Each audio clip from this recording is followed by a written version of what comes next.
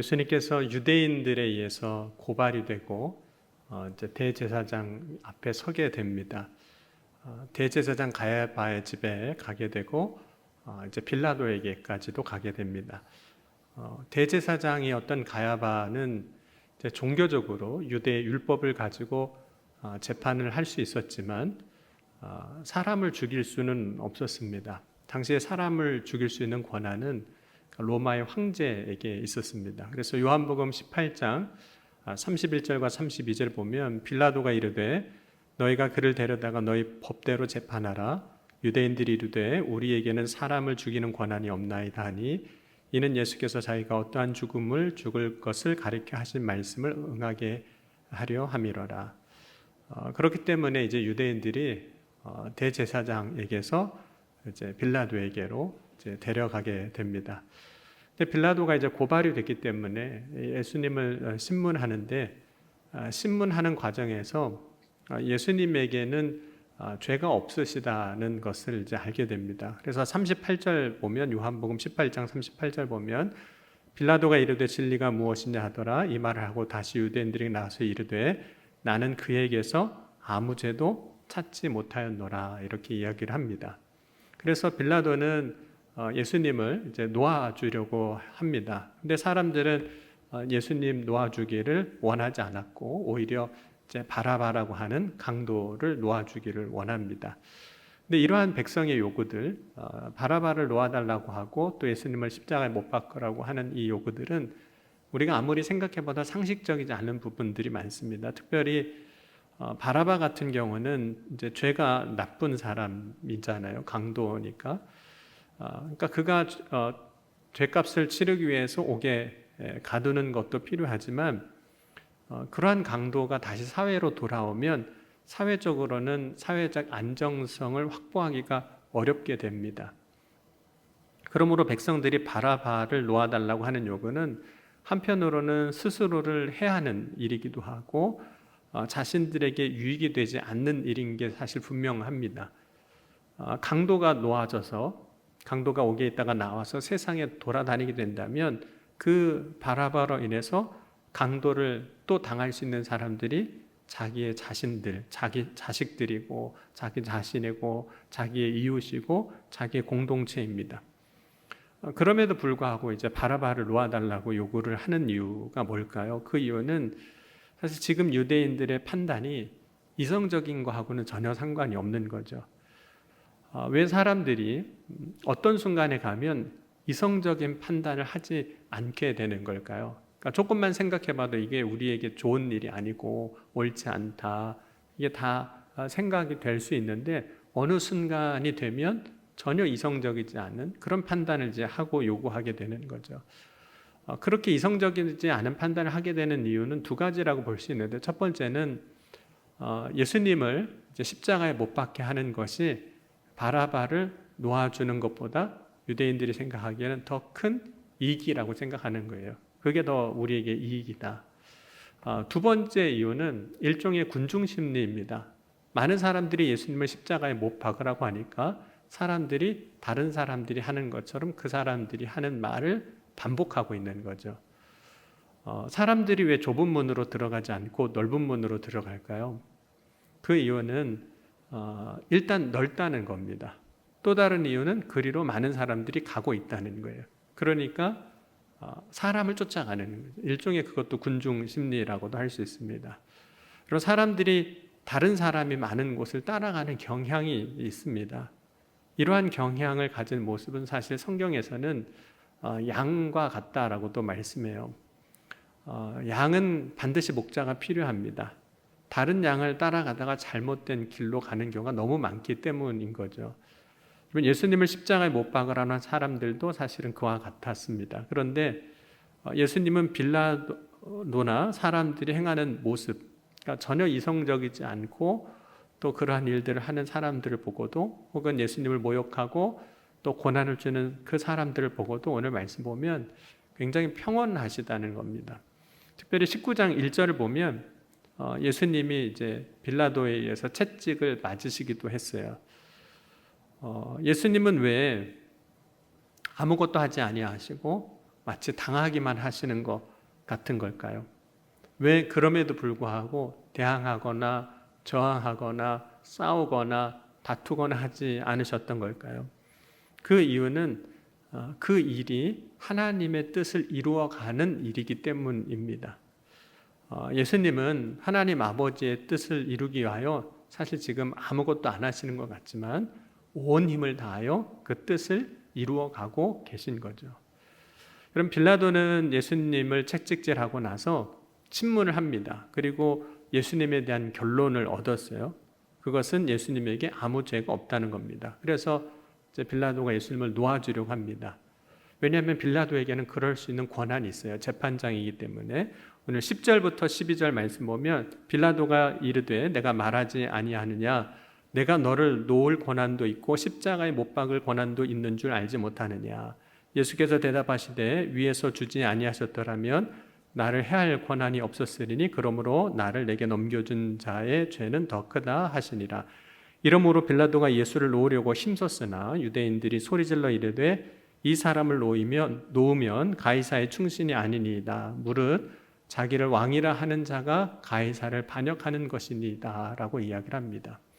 그러니까 권한을 가진 사람이 자신의 권한을 올바르게 행사하도록 한다거나 그렇게 하도록 압력을 우리는 가할 수는 있습니다. 그런데 예수님은 빌라도가 예수님을 놓아주려고 하는 일에 아무 일도 또 하지 않으세요. 그게 당신이 하려고 하는 게 옳습니다. 그렇게 하세요라고 하실 수도 있는데 아무 일도 하시지 않습니다. 다만 예수님은 모든 것이 하나님의 세계 안에서, 그러니까 하나님의 나라 안에서 이루어지는 일이라고도 말씀하세요.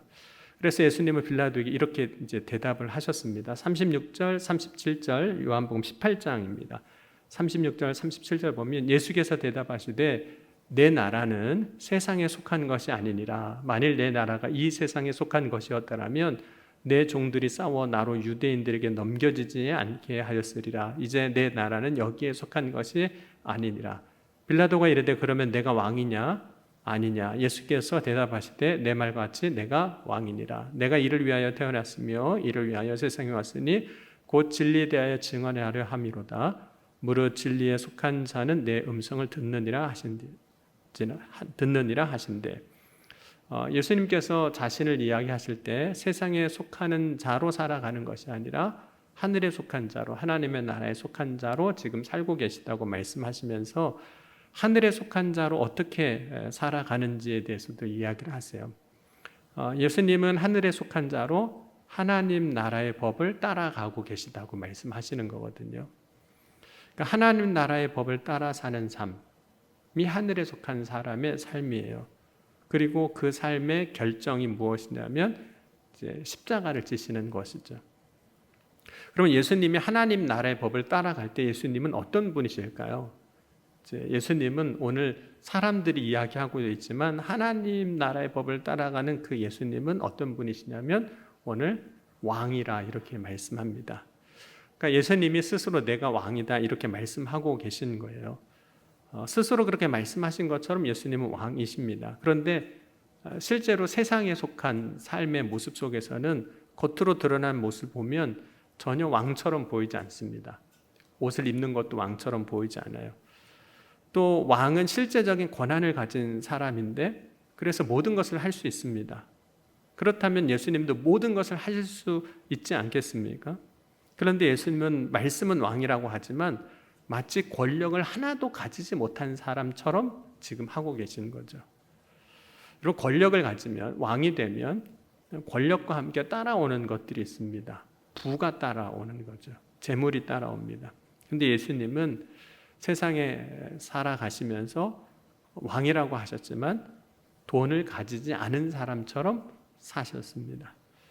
그러면 예수님이 오늘 빌라도와 이렇게 대화하시면서 내가 왕이다라고 하신 말씀이 우리가 생각하는 상식과 있지만은 전혀 맞지 않은 모습인 거죠. 마치 내가 왕이라고 하신 말씀이 거짓말처럼 들리고 보일 수도 있습니다. 그럼 왕이라는 말은 통치자라는 말입니다. 예수님은 하나님 아버지의 뜻을 따라서 스스로 통치하시는 분이세요. 예수님은 하나님 아버지의 뜻을 따라서 스스로 살아가셨습니다. 그것이 통치의 한 영역인 거죠. 물론 우리도 스스로 자신을 다스리며 살아갑니다. 여러분도 오늘 삶을 이렇게 하루를 살아왔을 때 스스로가 스스로를 일정 부분 다스리고 사셨을 거예요. 왜냐하면 하나님께서 에덴 동산을 창조하시고 아담과 하와에게도 다스릴 수 있게 하셨어요. 생육하고 번성하고 다스리라고 하셨거든요. 그래서 모든 사람들이 각자를 다스리는 사람으로 실제로 살아가고 있습니다. 근데 문제가 여기서 생겨요. 각자가 자기 스스로를 다스릴 때 문제가 생긴다는 거죠. 곧 자기 마음대로 자기가 옳다고 생각한 대로 자기를 다스린다는 거예요. 삶을 그렇게 살아간다는 거죠. 그리고 성경에 왕이 세워지기 전에 이스라엘의 역사를 보면 이제 사울 왕이 첫 번째 왕이고 사울 왕이 세워지기 전 시대를 이제 사사 시대라고 합니다. 왕이 세워지기 전에 사사 시대의 특징을 뭐라고 이야기하고 있냐면 사사기 17장 6절 한번 같이 보겠습니다. 사사기 17장 6절 말씀입니다.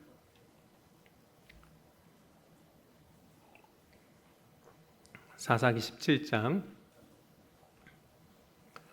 6절 우리 같이 함께 읽겠습니다. 그때에는 이스라엘의 왕이 없었으므로 사람마다 자기 소견에 옳은 대로 행하였더라. 그리고 사사기 21장 25절에도 그때 이스라엘 왕이 없으므로 사람이 각기 자기의 소견에 옳은 대로 행했다라고 이야기하면서 사사시대의 특징을 뭐라고 이야기하냐면 왕이 없으니까 다 자기가 왕이 돼서 살았다는 거예요. 자기의 옳은 소견대로 살았다. 이 얘기는 자기가 왕이 되었다 이런 이야기입니다. 예수님이 스스로 통치하셨다고 하셨고 그래서 왕이라고 이제 하시지만 예수님은 철저하게 하나님 아버지의 뜻을 따라 자기를 다스리셨거든요. 여러분 오늘 우리가 살아야 할 삶은 내가 왕이 되는 삶이 결코 아닙니다. 예수님이 하신 것처럼 하나님의 뜻을 따라 자기를 다스리는 자가 되어야 하는 거죠. 그 삶은 동시에 내가 왕이 아니라 정말 하나님이 왕이신 삶을 사는 것이고 내가 왕이 아니라 주님이 왕 되심을 인정하고 고백하는 삶을 사실은 살아야 한다는 뜻입니다. 하나님이 나의 왕이 되시고 예수님이 나의 왕이 되신다라는 것이 어떤 의미일까요? 예수님 앞에 있는 사람들 중에 예수님을 왕으로 인정한 사람들이 많이 있었습니다. 그 중에 대표적인 사람들이 동방에서 온 박사들이에요. 예수님을 이제 왕으로 경배하거든요. 그런데 그런 사람들을 제외하고 실제로 예수님 시대에도 그렇고 오늘날도 보면 왕으로 인정하지 않는 모습들이 참 많습니다. 19장 15절 오늘 말씀 보면 유대인들이 이런 얘기를 합니다. 그들이 소리 지르되 없이 하소서 없이 하소서 그를 십자가에 못 박게 하소서. 빌라도가 이르되 내가 너희 왕을 십자가에 못 박으랴. 대제사장이 대답하되 가이사 외에는 우리에게 왕이 없나이다. 우리에게 왕이 없다라는 이야기를 합니다. 그래서 사람들이 예수님을 대하는 모습을 보면 예수님을 정말 왕으로 인정하지 않는 그런 모습들을 보이죠. 그러니까 예수님을 왕으로 인정하지 않으니까 예수님을 존중하지도 아니하고 그 존중하지 않는 모습은 말이나 행동이나 태도로도 드러납니다. 그래서 예수님 말씀하셔도 전혀 이제 듣지도 않았던 거죠. 예수님을 왕으로 생각하지 않는 사람들은 예수님이 말씀하셔도 이제 그 말씀을 이제 무시하게 됩니다. 그렇다면 예수님을 십자가에 못 박았던 사람들만 예수님을 왕으로 인정하지 않고 있는 걸까 하는 거예요. 여러분 예수님이 아기 예수님으로 오셨을 때 동방에서 온 박사들은 예수를 위하여 경배하며 예물을 드렸습니다. 아기 예수님이잖아요. 그러니까 우리의 육신으로 보면 전혀 경배할 대상이 아닌 거잖아요. 전혀 존경할 만한 어떤 대단한 능력을 행하시는 분도 아니시잖아요. 아기 예수님. 그럼에도 불구하고 동방에서 온 박사들은 그 예수님께 경배하고 귀한 예물을 이제 드립니다. 예수님을 정말 왕으로 알았던 거죠. 그런데 예수님을 따른다고 하지만 예수님의 제자라고도 했지만 온전히 예수님을 진짜 왕으로 인정하지 않는 모습들이 실제로 나타나기 시작했어요. 그럼 예수님의 제자였던 이제 베드로도 그런 모습이 사실 있었는데 베드로가 예수님의 제자가 될 때 배와 그물을 버리고 예수님을 따릅니다. 그때 예수님께서 나를 따르라 하실 때 그 말씀에 순종하는 모습을 보면 그 순간만큼은 예수님을 베드로가 나의 왕으로 인정하는 그런 모습입니다. 왜냐하면 전적으로 자신의 삶에 있어서 그 업으로 살아왔던 것들이 얼마나 중요한 일이겠습니까? 모든 걸 다 내려놓고 그 예수님 말씀 한마디에 순종하고 나아가는 그 모습은 그 순간만큼은 예수님을 왕으로 정말 인정하는 거죠. 그런데 그러한 베드로였지만 예수님 앞에 항변하는 그런 모습도 있었습니다. 우리 마태복음 16장 22절 한번 같이 보겠습니다. 마태복음 16장 22절 말씀입니다. 마태복음 16장 22절 같이 읽겠습니다. 베드로가 예수를 붙들고 항변하여 이르되 주여 그리 마옵소서 이 일이 결코 주께 미치지 아니하리이다. 이 말씀은 이제 예수님께서 베드로의 그 신앙 고백, 주는 그리스도시요 살아계신 하나님의 아들입니다. 이 고백을 들으시고 비로소 예수님께서 십자가에 고난당하시고 죽으실 것을 처음 말씀을 하신 겁니다. 그 말씀을 베드로가 듣고 절대로 그런 일 주님 못 일어나게 제가 하겠습니다. 그 얘기를 이제 베드로가 하는 거예요. 그런데 그때 이렇게 얘기를 하고 있는 거죠. 말씀을 다시 보면 베드로가 예수를 붙들고 항변했다.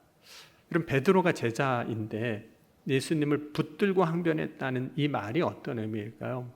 여기서 항변하다라는 단어 의미는 완곡한 표현으로는 권고하다 혹은 훈계하다 이런 의미가 있습니다. 그런데 그 의미와 더불어 멱살을 잡고 항의하다 이런 의미가 사실 있습니다.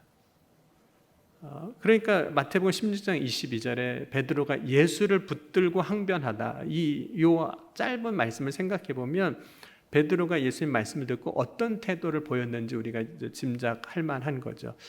물론 우리가 상상하는 것처럼 베드로가 예수님 멱살 잡고 베드로가 예수님 멱살 잡고 흔들지는 않았을 것 같아요. 그런데 어쨌든 예수님을 붙들고 항변했다는 것은 그 의미에는 베드로가 얼마나 강력한 의사를 예수님 앞에 전달하려고 했는지에 대한 모습을 우리가 이제 보게 되는 거죠. 그런데 여러분 과연 예수님이 정말 나의 왕이라고 여긴다면 베드로가 그렇게 할 수 있었을까요? 예수님 붙들고 주님 그러시면 안 됩니다. 이럴 수 있었을까요? 그러니까 베드로에게 있어서 그 순간만큼은 예수님이 결코 왕이 아니신 거죠. 어쩌면 오늘 우리의 삶에 일어나는 일들에 대해서 하나님께 혹은 주님께 베드로가 예수님께 했던 것처럼 그렇게 할 수도 있습니다. 주님 절대로 그러시면 안 됩니다. 그럴 수 없습니다.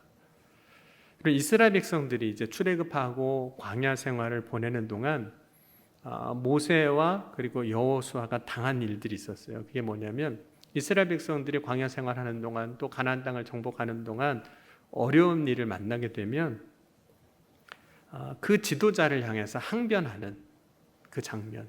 그래서 하나님께서 그들을 이 광야로 인도하신 것에 대해서 원망하고 항의하는 장면들이 나옵니다. 그런데 그 장면에서 그 상황을 맞이하는 모세나 여호수아가 이런 이야기를 해요. 여러분 출애굽기 17장 3절 한번 같이 보겠습니다. 출애굽기 17장 3절 4절. 그러니까 항변하고 있을 때 백성들이 항변할 때 그 항변을 당하는 모세의 모습을 이렇게 이야기를 하고 있습니다. 출애굽기 17장 3절과 4절입니다. 거기서 백성이 목이 말라 물을 찾음에 그들이 모세에게 대하여 원망하여 이르되 당신이 어찌하여 우리를 애굽에서 인도하여 내어서 우리와 우리 자녀와 우리 가축이 목말라 죽게 하느냐.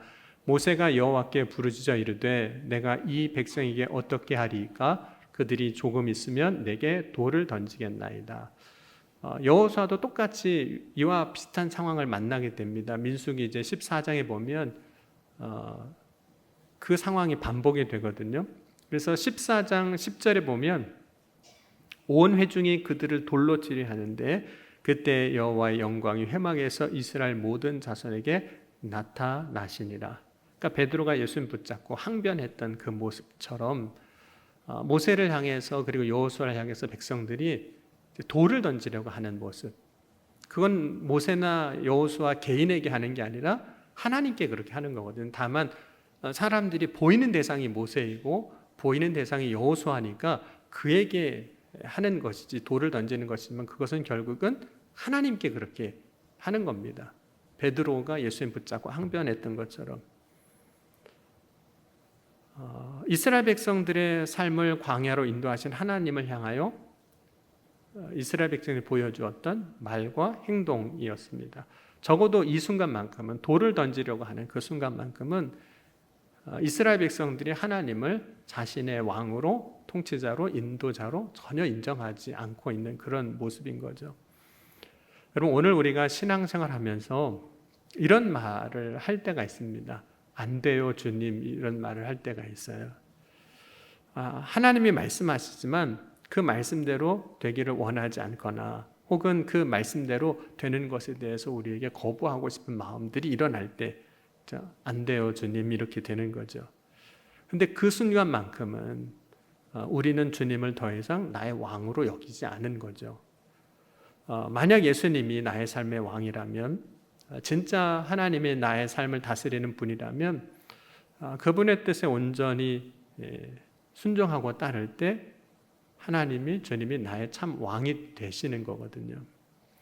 그럼 오늘 나의 삶에 있어서 왕은 누구인가요? 정말로 예수님 나의 왕입니다. 하나님 나의 왕이십니다. 이런 고백 하실 수 있으신가요? 여러분 예수님 나의 왕이라는 이 말과 혹은 하나님 나의 왕이십니다. 이 말과 동일한 고백이 있습니다. 그것이 주님이라는 고백이에요. 주라는 고백이에요. 여러분 다 예수님을 주님이라고 고백하시죠? 네. 그 주라는 고백은 나의 주인이라는 뜻이거든요. 여러분 이 당시에 주라는 말, 주인이란 말은 주인과 종의 소유권 관계를 나타내는 말이기도 했습니다. 그래서 주인은 종을 자기의 뜻대로 다 사고팔 수가 있었습니다. 내가 누군가를 향해서 주인이라고 고백하는 사람이 있다면 그 사람은 내가 하는 일을 결정해 주는 사람이에요. 직업을 결정해 주고 내가 사는 곳을 결정해 주는 사람이기도 합니다. 내가 하는 모든 것에 대한 결정권이 누구에게 있냐면 내가 주인이라고 고백하는 그 사람에게 내 인생의 모든 것에 대한 결정권이 있는 겁니다. 여러분 요셉이 이제 형들의 미움을 받아서 이제 애굽의 종으로 팔려가게 됩니다. 그래서 애굽에서 이제 종살이를 하게 되는데 여러분 요셉이 종이 되는 주인 그 보디발의 명령을 요셉은 따를 수밖에 없어요. 그런데 창세기 37장 36절과 39장 1절 보면 두 번에 걸쳐서 요셉은 보디발의 종이 됐다는 사실을 계속해서 강조를 합니다. 제가 37장 36절 읽어드리면 그 미디안 사람들은 그를 애굽에서 바로의 신하 친의 대장 보디발에게 팔았더라. 그리고 똑같은 얘기가 39장 1절에 시작이 되면서 이렇게 말씀합니다. 요셉이 이끌려 애굽에 내려가매 바로의 신하 친위 대장 애굽 사람 보디발이 그를 그리로 데려간 이스마엘 사람의 손에서 요셉을 사니라. 그래서 요셉은 종됐다는 이야기를 강조해서 이야기를 하고 있습니다. 그럼에도 불구하고 보디발이 이제 요셉의 삶을 보니까 하나님이 동행하는 사람이었거든요. 하나님과 동행하는 사람. 그래서 그가 하는 모든 일이 잘 되는 걸 봐요. 그래서 보디발이 자신의 모든 삶의 것을 자신의 모든 소유를 요셉에게 위탁을 합니다. 심지어 모든 소유물을 다 요셉에게 주관하게 해요. 그렇다면 요셉이 이제 주인이 다 나한테 맡겼잖아요. 그러면 마음대로 할 수 있는 걸까요? 요셉이 주인에 맡겼으니까. 그런데 요셉이 하는 것마다 또 다 잘 됐어요. 그러니까 아니 내가 하는 거는 다 잘 되니까 주인이 맡겼고 내가 하는 건 다 잘 되니까 내 마음대로 할 수 있는 걸까요? 여러분 요셉이 주인의 모든 것을 위탁받았다 할지라도 요셉이 하면 다 형통하게 잘 된다 할지라도 요셉은 절대로 주인을 넘어설 수 없습니다. 이것이 주인과 종의 관계인 거예요. 여러분 만약에 요셉이 하는 게 다 잘 돼도 그래서 요셉이 이거 하자고 했는데 그 주인이 보디발이 그거 안 돼 그러면 할 수 있는 걸까요? 못하는 걸까요? 그건 못하는 거예요. 그것이 주인과 종의 관계입니다. 여러분, 예수님을 향한 우리의 신앙 고백이 주님이잖아요. 예수님은 제자들에게 물으셨어요. 너희는 나를 누구로 하느냐? 그리고 그때 예수님을 향한 신앙 고백이 베드로의 고백입니다. 주는 그리스도시요 살아계신 하나님의 아들이십니다. 근데 이것이 오늘 예수 그리스도를 믿는 모든 사람들의 그 믿음의 기본 고백이에요. 주는 그리스도시요 살아계신 하나님의 아들입니다. 이것이 저와 여러분의 신앙 고백입니다. 여러분들도 예수님을 다 주님이라고 고백하시죠? 네. 그러면 그 말은 결국은 예수님 나의 왕이십니다. 이 고백하고도 똑같은 겁니다. 여러분, 예수님 나의 왕이라면 우리는 왕 되신 주님 앞에서 할 수 있는 것은 오직 그분의 말씀대로 따르는 순종밖에는 없습니다. 아무리 우리가 잘해요, 다 성공해요, 하는 것마다 다 잘 됩니다. 그래도 주님이 안 돼. 그러면 어떻게 해야 될까요? 주님 이거 하면 성공한다니까요. 제가 지금까지 다 잘해왔잖아요. 주님이 다 보셨잖아요. 그래도 주님이 안 돼. 그러면 종은 그 주님의 주인의 뜻을 따르는 것이 종인 겁니다. 근데 그게 참 사실 어려워요. 우리가 세상에서 성공을 많이 하면 할수록 나의 뜻과 나의 옳은 소견대로 살았을 때 뭔가 잘 되면 잘 될수록 우리는 주님의 말씀을 거부할 가능성이 큽니다. 주님 말씀하셔도 붙잡고 베드로가 항변했던 것처럼, 돌을 던지려고 했던 것처럼 할 수 있는 거죠. 여러분, 예수님을 나의 왕으로 고백한다면 항변하는 자가 아니라 순종하는 자가 될 수 있기를 주의 이름으로 간절히 축원합니다. 그것이 말로만 우리가 주님이라고 고백하는 것이 아니라 실제로 우리의 삶으로 예수님 나의 주님이라고 고백하는 믿음의 고백이 될 줄 믿습니다. 저와 여러분은 오늘 이 시간 예수님 나의 왕이십니다. 이 믿음의 고백을 가지고 오늘도 승리하는 삶을 사는 저와 여러분이 될 수 있기를 주의 이름으로 간절히 축원합니다. 오늘 주신 말씀 붙잡고 잠시 기도하시겠습니다. 주님, 오늘 이 시간 나의 왕이 되어 주셔서 왕 되신 주님의 놀라운 은혜 가운데 살아갈 수 있는 믿음의 삶이 되게 하여 주옵소서. 내가 세상에서 잘되고 성공하고 많은 일들을 이루었다 할지라도 주님 말씀하신다면 주님 말씀하신 것을 따라 순종할 수 있는 믿음을 허락하여 주옵소서. 우리가 말로 주님 나의 주님이시라고, 예수님 나의 왕이시라고 고백하는 것이 아니라 우리의 삶에서도 주님이 나의 왕이심을 고백하는 믿음의 삶이 되게 하여 주옵소서. 그래서 참된 주님의 백성이 되게 하시고 주님의 믿음 안에서, 주님의 사랑 안에서 이기는 승리의 삶을 살아가는 주의 자녀들이 다 되게 하여 주옵소서.